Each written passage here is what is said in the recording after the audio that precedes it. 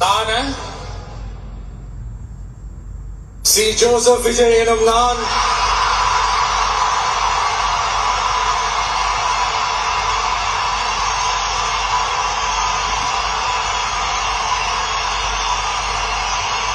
சட்டப்படி அமைக்கப்பெற்ற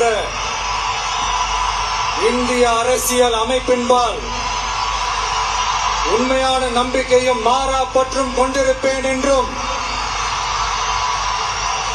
இந்திய நாட்டின் ஒப்பில்லாத முழு முதல் ஆட்சியையும் உரிமையையும் நிலை நிறுத்துவேன் என்றும்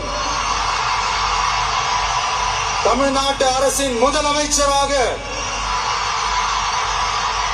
உண்மையாகவும் உளச்சான்றின்படியும் என் கடமைகளை நிறைவேற்றுவேன் என்றும்